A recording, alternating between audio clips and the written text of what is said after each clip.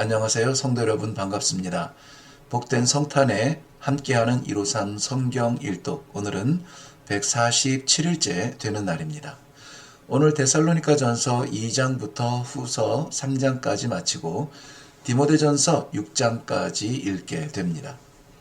먼저 데살로니가 전서 2장 내용을 보면 주의 재림을 사모하는 백성은 영혼을 구원하는 일에 전심을 다합니다.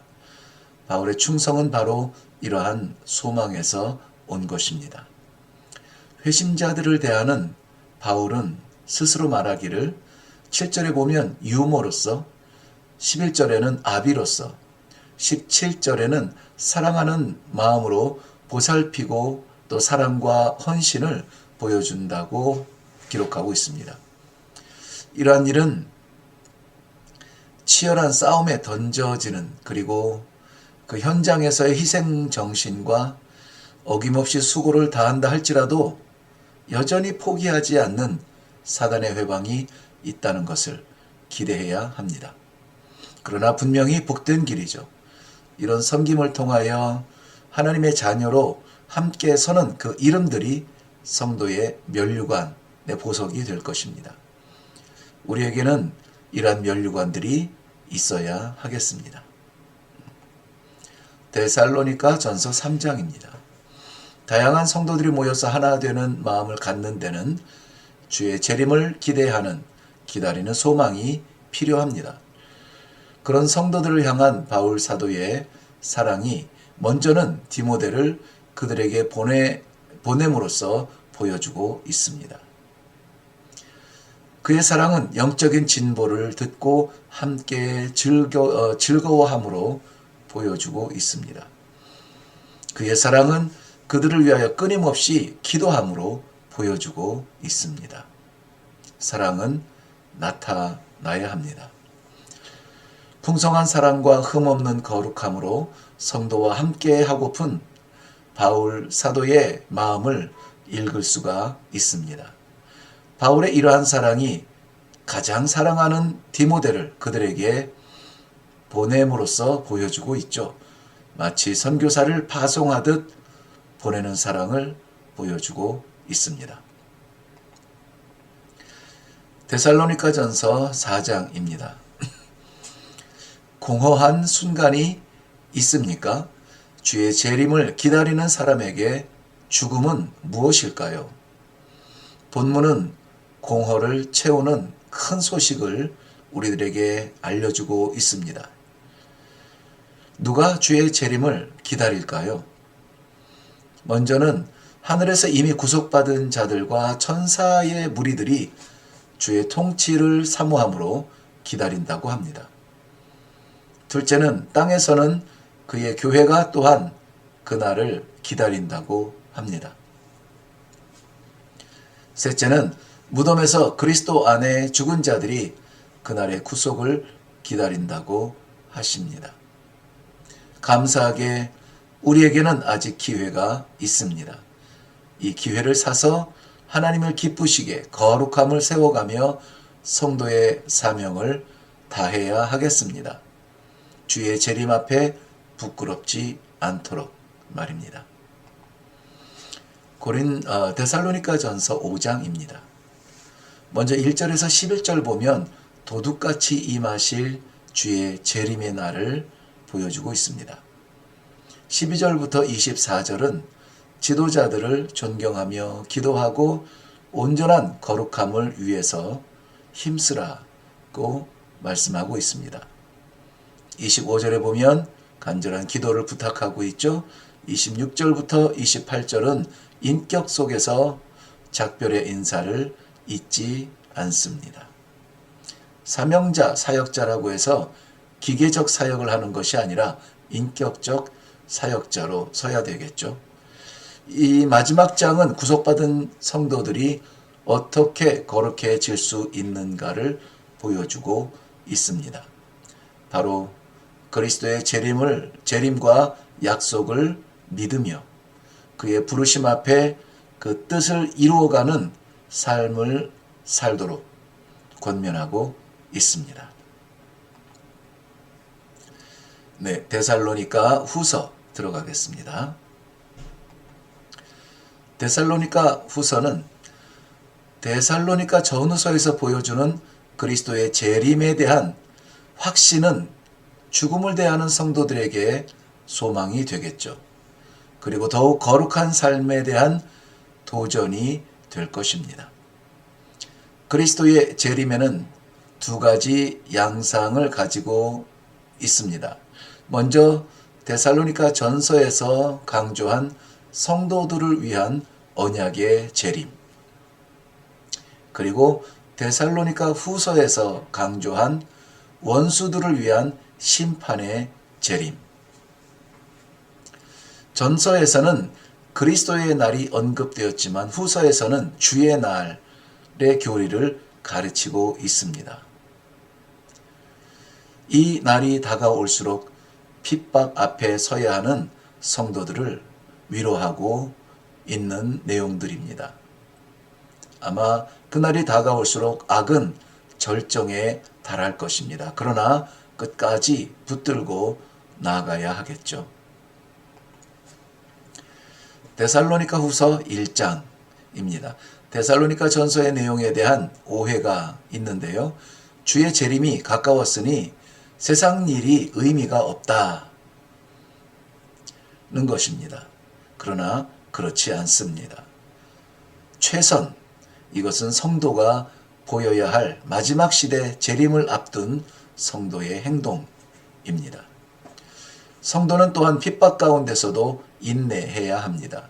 합당한 삶을 살기 위해 열심을 내어야겠죠. 주의 재림에 대하여는 교리적인 이해와 접근보다는 그에 대한 확실한 믿음의 마음이 우선입니다. 이 확실한 재림이 성도들에게 힘과 소망이 되는 것은 그날에 성도는 구별될 것이기 때문입니다. 잘하였도다. 착하고 충성된 종아. 데살로니가 후서 2장입니다. 사단은 마지막 힘을 다하여 지배하려 하겠지만 그리스도의 재림의 순간에 모든 것이 역전될 것입니다. 먼저는 우주적 싸움이 죄 없는 사람과 불의한 사람 간에 일어나게 됩니다. 둘째는 불법의 비밀을 대항하여 경건의 비밀을 끝까지 싸우게 될 것입니다. 셋째는 그리스도가 임하듯 적그리스도 역시 임함으로 혼란의 시대를 주장하지만 거짓으로는 진리를 모방할 수 있을 뿐 거짓이 진리가 될 수는 없습니다. 그러므로 거짓에 현혹되는 상황에도 진리를 붙드는 것이 중요합니다. 우리는 사단의 이름을 통하여 그의 역사를 들여다볼 수 있을 것입니다. 데살로니가 후서 3장입니다. 여기에서 바울 사도는 주의 재림의 영광이 우리의 가정과 삶을 비춘다는 것을 기록하고 있습니다. 주의 재림은 주의 성육신적 오심과 구원의 모든 사역과 특히 십자가의 죽으심과 부활, 승천에 대한 확신이 없으면 믿을 수가 없습니다. 그러므로 주의 재림은 구세주 예수 그리스도의 모든 구원의 주권적 사역을 믿는 믿음의 최종 열매와 같습니다. 3절에 보면 성도를 향한 주님의 위로가 되는 약속이며 5절에는 우리를 붙잡아 주시는 기도가 있음을 잊지 말아야 할 것입니다. 약속이 있다면 형편에 좌우되지 않습니다. 약속만 보겠죠. 기도가 있다면 형편을 초월하여 능력으로 살 수 있습니다. 이 복된 소망, 예수 그리스도의 재림을 바라보면서 승리하시기를 바랍니다. 디모데 전서입니다. 디모데 전서, 디모데 전후서와 디도서는 목회 서신이라고 구별합니다. 마치 주의 포도원에 부름받은 일꾼에게 보내는 실제적인 조언들로 가득 차 있습니다.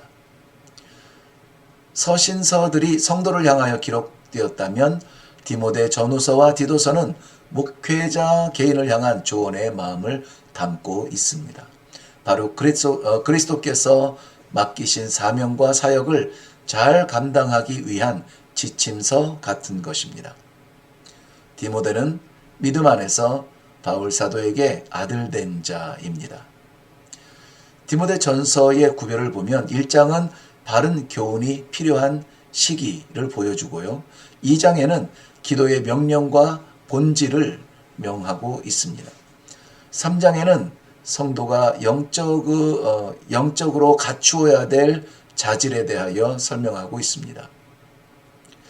4장부터 6장까지가 그리스도인과 일꾼의 영적인 의무로 되어져 있습니다.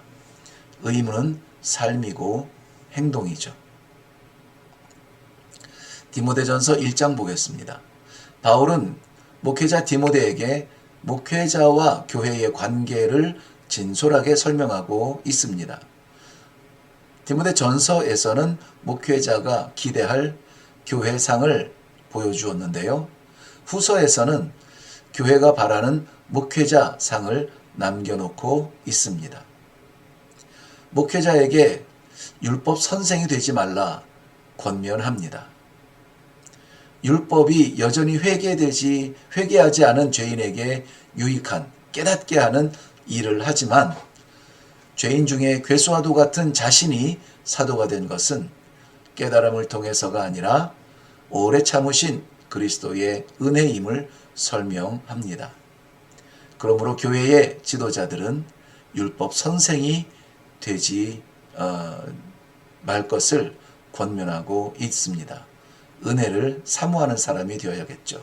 특별히 1장에서는 후메네오와 알렉산더와 같은 율법주의자들 그리고 배교자들을 비난하고 있는데요.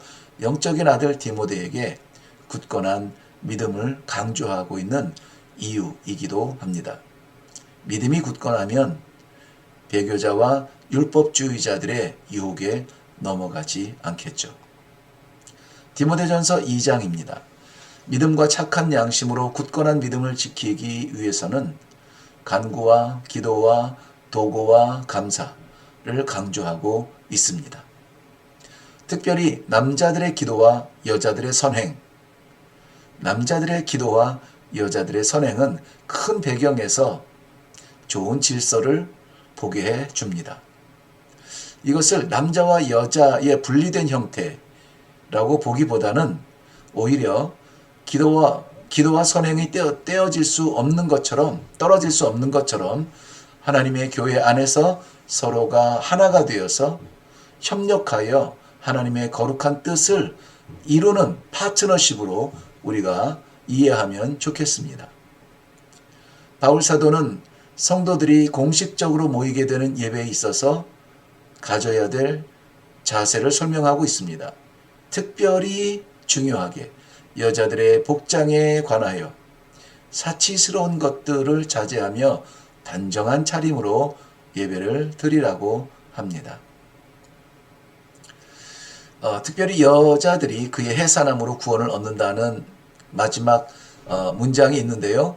그 뜻이 무엇이냐면 그 앞에 말한 대로 정숙함으로 믿음과 사랑과 거룩함을 드러내라는 것입니다. 표현하라는 것이고요. 나타내는 것으로 말미암아 구원받은 사람이라는 것을 증명할 수 있다는 뜻입니다. 디모데전서 3장입니다. 교회는 분명히 겉으로 나타난 표면이 아니라 그의 사역과 본질과 초기 조직의 의미를 살펴보는 것이 필요할 것입니다. 특별히 장로와 집사의 기원과 자격, 교회 안에서 교회의 일을 봉사하기 위해서 뽑은 일꾼들의 자격을 돌아보라고 하십니다. 자, 이것을 간단하게 표로 표시했는데요. 장로의 기원과 자격을 보면 먼저 장로는 선한 일을 사모하는 사람이 되는 것입니다. 책망할 것이 없어야 되고 술을 즐기지 말아야 되고 폭력적이지 않아야 됩니다. 돈을 사랑하지 않아야 되고 새로 입교하지 않은 사람이어야 합니다. 한 아내의 남편이어야 하고 절제하며 근신하며 아담한 사람. 나그네를 대접하며 가르치기를 잘하는 사람, 관용이 있는 사람, 자기 집을 잘 다스리는 사람, 외인에게도 선한 증거가 있는 사람이어야 합니다. 집사의 기원과 자격을 보면 단정해야 하고 일구이연하지 않아야 합니다. 술에 인박히지 않아야 되고 더러운 이익을 탐하지 않아야 되고 깨끗한 양심의 믿음의 비밀을 간직한 자여야 합니다. 시험하여 본 후에 책망할 것이 없어야 하고 경건한 가정생활이 인정받는 사람이 집사가 됩니다. 15절 말씀 보면 하나님의 집에서 어떻게 행해야 할 것을 알게 하려고 기록하고 있는 내용들입니다.